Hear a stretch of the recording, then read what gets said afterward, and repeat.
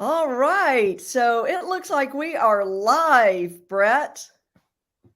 Gene, how are you today? I'm doing great, and it's so nice to see you. It's good to see you too. I've been traveling recently and It's dealing with a lot of criminal stuff going on online, as you know. absolutely. So, hello everyone. I'm so glad that you could join us for this live broadcast today. This is the first week of Cybersecurity Awareness Month, which comes around every October. And I'm Jean Creech Avent, the head of global brand and communications for Arkose Labs. So, this month, what we're going to be doing every week, we're going to have 15 minutes live with Brett talking about emerging trends that he's seeing out in the dark web and when he's talking to customers. So, Brett, I'm really glad that we get this opportunity. You and I don't often get opportunities to go live like this. That's true. We don't do a lot of So, work behind the scenes, but not in front of the camera. not in front of the camera. Exactly. So, Brett, as many of y'all know, Brett is the Arkose Labs chief criminal officer, and he's the very first criminal officer, the very first person to hold that title. So, Brett, why don't you give us a little background about how you got to where you are today as chief criminal officer? How I got to where am today. Let's give the really condensed version. The really condensed version is the United States Secret Service called me the original internet godfather. The way I got the title was 39 felonies placed on the United States most wanted list. I had an escape from prison, and I built and ran the first organized cybercrime community called Shadow Crew. Precursor of today's darknet markets, laid the foundation for the way modern cybercrime channels operate today. Those 39 felonies, well, they had to do with a lot of the development of modern cybercrime as we now know it: account takeovers, credit card theft, phishing schemes, man-in-the-middle attacks, stuff like that. Needless to say, that will land one in prison, and usually the story ends there. But I had a lot of people that cared about me: my sister, my wife, the FBI. They took me in under their wing, gave me the opportunity to turn my life around, and today I lead a very blessed life that I'm very grateful to have.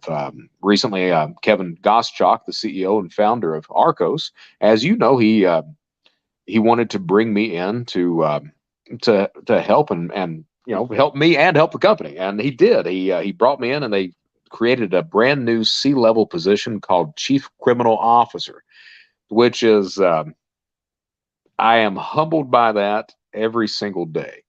I truly am.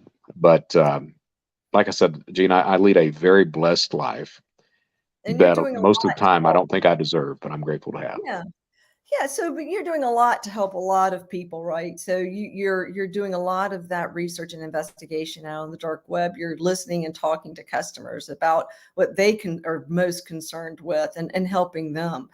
So, today what we wanted to talk about, the topic as we kick off this four-part series is around cybercrime as a service. So Right. tell us, we all know what SaaS is and we see, PaaS, SaaS, all these as a service. Tell us how you think about cybercrime as a service and defining it. Sure. So yesterday I actually drove back from Indianapolis down to Birmingham, where I live yesterday. 9-hour drive, but I was in Indianapolis yesterday talking to the Indiana Bankers Association, and I talked about this subject to that audience. It used to be that cyber criminals, when I started Shadow Crew and the group of people that I was involved in, the sophistication was with the criminal. We had to know every single aspect and dynamic of the fraud that we were committing, the security tools that we were using or trying to fight against and overcome. Every single aspect of everything we had to understand. These days, it's not like that. The sophistication is no longer part of in the criminal. The sophistication is now in the platform itself. We continue to see products and services which are developed which target the 98 99 percentile of cyber criminals who are not sophisticated. They're just very good social engineers. Today, a beginning cyber criminal, they don't have to understand anything at all about security, about the crime that they're committing, about how to cash out, nothing. They can buy off the shelf products and services. There are tutorials available. There are live instruction classes available. There are people more than willing to help them commit those frauds and commit those frauds without being identified. So that's what we're talking about as crime as a service. It's now reached the point where we're getting to we're already there, where you don't have to have any skilled criminal at all. They're plug and play these days. And we see that in things like refunding crime or refunding fraud. We see it in travel fraud, rewards points fraud. We see it in botnet attacks with Genesis Marketplace. We see it in this new thing called Evil Proxy, which is a man-in-the-middle reverse proxy phishing attack, which is just insanely sophisticated. But even though it's sophisticated, it's marketed and produced in a way that someone who doesn't understand anything at all about anything I just said can go in and succeed at it and profit greatly by using it. You know, it sounds to me like when we talk about cybercrime as a service, it really has lowered the barrier to entry for someone who is predisposed to, commit cybercrime. It's really lowered the barrier to entry for them to, ramp up very quickly as the cyber criminal. I would agree with that. What I would say is, and I've used this example before. We've got this thing called trickle-down economics. Well, trickle-down also works in criminal environments. Typically, you have a sophisticated type of attack. And just a few years ago, we had phone porting, for example. When phone porting or SIM swaps first started, they were targeting more of the crypto communities. People were looking to hit someone who had a large crypto stash and take over their phone account and steal their money or steal their crypto. But over time, it trickled down and became more ubiquitous to the point that now you see SIM swaps that take part in just like credit card takeovers. The thing that's interesting to me right now is we're seeing the speed of that trickle down increase greatly. It used to take a while for it to trickle down to every single aspect of cybercrime. These days, it's within months instead of years. It's within months that is happening. And we see this with Genesis Marketplace, that bot marketplace that allows people to capture cookies, browser fingerprints, credentials, go in and take over accounts. We see it with Evil Proxy, which was a nation-state attack. We had really only seen that type of attack at a nation-state level, but now it's like it skipped everything and just went immediately toward unsophisticated cyber criminals. And it's insane if you look how, looking at the back end of that program, it's really insane the sophistication that goes into building that and all the work that's there. And not only that on the back end, but also the front end, that user interface. You go to use Evil Proxy. There are tutorials that literally walk you through step by step what you need to do to make sure everything works all right. And there's customer service involved. There's a live instruction as well. It's really a good time to be a criminal and a bad time to be someone trying to fight criminal environments right now. Mm-hmm. So what do you think? So many questions, right? So, the first question is, how can a CISO and his organization really, go up against and stop sort of cybercrime as a service? Well, we've got a lot of news right now about CISOs in cyber across every news organization right now, both good and bad news. What I would say is that it's first important to understand who's attacking you. All right. And why they're attacking you. For example, there's only really 7 different types of attackers online. You've got criminals like I used to be. You've got insiders, terrorists, nation states. You've got hacktivists. You've got script kiddies, hackers for hire. So understand who's attacking you. Understand why they're attacking you. There's really only 3 reasons. There's status, cash, motivation. Understand why they're attacking you, who's attacking you. You'll understand the persistence of that attack. Design your security around the persistence of the attack and understanding. It's very important that we understand who the attackers are. We've been years just concentrated on the crime and not concentrated on, well, who is behind the crime? Right. Who's actually committing that? Yeah, those adversaries. Who knows Absolutely. your adversary, right? Right. And also understand, what are they looking for? Typically, they're only looking for one of four things, or a combination of four things: information, access, data, or cash. What can I find out about your company? Can I get you to give me remote access? Do you have data that I can breach and lock down, or breach and resell on the black market? Or can I get you to, can I extort cash from you? So understand what they're looking for, why they're looking for it, and who's attacking you. I think that should be the primary goal of everyone out here. Also, I like this multi-layered approach to security. You know, the idea of a silo doesn't really work anymore, because criminals have understood for years how to get past that siloed approach to security. But have a multi-layered approach. Criminals, and I've said this before, criminals tend to have a toolbox, and in the toolbox, they've got a variety of tools with which to victimize you or your organization. As a defender, you need a variety of tools as well. Understand that attacks these days, criminals are all about automating those attacks. How can we automate this aspect of the attack in order to scale it up and profit more at the end of the day? So they're continuing to innovate these types of things and looking for ways to scale it up, and that means automation. But also understand that it's important to look at the types of crimes that are going on in other verticals that are not part of your vertical. If you're in retail, what's going on in the fintech industry? How are those Right. companies being hit? Because that is coming your way. Criminals are Mm, all about trying to figure out, okay, if it's working over here, how can we make this same attack work in another vertical? So mhm. look and see what other people are suffering from. Design security with a multi-layered approach. Understand your adversary. Yeah.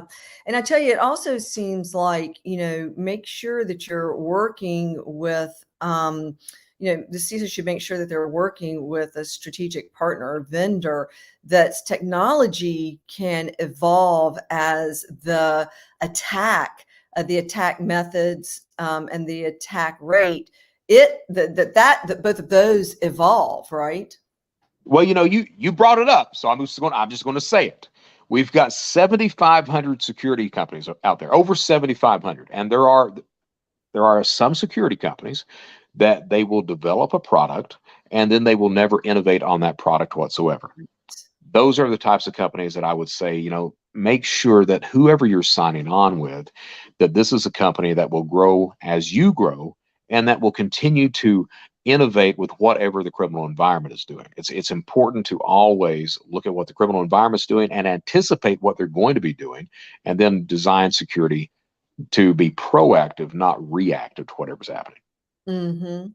So, you talk about automation and that, the cyber criminals are trying to become efficient too through automation. And that's actually bringing new sort of rookie cyber criminals, giving them some power as well. But, so a lot of times automation comes in the form of bots. And I saw that back in September, you did a really good interview with Business Insider about the bot threat. So talk to us a little bit more about, automation and cybercrime as a service and what you're seeing there. Sure. So, and I mentioned Genesis Marketplace before. What you have to understand, again, I mentioned, those 7,500 security companies. There's a lot of those people. There's a lot of mass media that paints cyber criminals as hackers, computer geniuses. That's really not the case. You've got those types of attackers, but the 99%, they're not really sophisticated. They use off-the-shelf products, services. They're very good social engineers. Because of that, bots and automated attacks have not really been ubiquitous in the human area of cybercrime. They're out there. If certainly you look at bot traffic is about 50% of all internet traffic. On some merchants' websites, it's 90% of traffic, and that's not malicious bots a lot of the time. All right, but you do have malicious bots. A bot is extremely cheap. It scales beautifully if you can get it to do a task for you. And they're not hard to program, even though you've got all these criminals out there that really don't understand that. So what we've seen as in the cybercrime-as-a-service environment, we've seen that vendors, because again, you've got three different aspects or necessities of cybercrime. You've got gathering data, committing crime, cashing out. Gathering data is handled by the marketplaces and the vendors that are out there. That's also the tools that are developed. So we've seen the cybercrime vendors out there that have said to themselves, it's like a mass awareness all of a sudden, where they've started to understand we've got an entire demographic that we've not developed products and services for. And this demographic is 99% of our environment. So we're seeing things like Genesis Marketplace, which is a bot marketplace. There are 400,000 bots on that market. The bot sits on someone's network. There's actually a search function on the marketplace where you can look for whatever business you're trying to victimize to get an account from. The bots run anywhere from $3.75 up to $400. You pay for the bot delivers the login credentials, the browser fingerprint, the cookie, anything else that you need to take over the account. Because the vendors, the owners of that marketplace, also understand that the clientele, the customers who are coming in there, don't really understand what to do with that information. They also automate it for them. There's a browser plugin or a standalone browser that will do the cookie injection for that specific criminal. So again, this is not unique anymore. This is the way that cybercrime environments are continuing to evolve. At the end of the day, if I'm an attacker and I can save part of my workload by having a bot do that for me, I'm going to make a lot more money at the end of the day, and it frees up my time so I can figure out other victims to hit or other crimes to be involved in and profit even more. So it's really worth it to me as an attacker to try to automate every single thing that I can. And so how does, like, again, sort of a company, so they must be getting, bot attacks are just, they're on the increase. Bots are getting more sophisticated, more intelligent. So what does a CISO organization need to be doing in terms of, bot mitigation and bot management? Well, let's be honest. That's what Arkose does. Yeah. Right. I mean, it is. That's what we do. And we're top of the line with that stuff. I mean, you can go over to, we have a competitor called Google, but let's be honest. The Google product is not very good. It's ubiquitous because it's free and it's built into the Google system, but it's just not very good. It's very easy for an attacker to overcome that. Our models use 3D models, and you really have to redefine the way that you're trying to overcome CAPTCHA systems. You can't do it automatically. You've got to do it. Humans have to do that. Because of that, it takes a criminal more time, more effort, more cash at the end of the day to overcome our bot mitigation that's there. We're very good about what we do. Not only that, but because of the way that our product is designed, we don't interfere with your website at all. There's no friction at all. On the customer side, we only cause friction for the bad actors that are out there, those adversaries that we've been talking about today. What I would say, okay, you don't have to go with the Arkose product. You don't. But if you're not doing some sort of bot mitigation, you are missing something that is going to eat you alive. That's just the bottom line. Yeah. And as you were saying, these types of attackers are very financially motivated. And so Absolutely. it can frustrate them. And that's what Arkose Labs does, right? It frustrates our technology evolves to the point, and it frustrates those fraudsters where they just give up and they permanently go away. Right. Most attacks are cash-based. Yeah. That motivation, cash, status, ideology. Most attacks, 99% plus, are cash-based. The criminal's lowest hanging fruit, you're looking for the easiest access that gives the largest return. So it's basically kind of practicing the good neighbor policy. If you've got security here and one of your competitors does not, a criminal will tend to go toward the easiest target. Right. They're not really attacking you because you're you, unless it's status-based or ideologically based attack, which those happen. But again, most attacks are cash-based.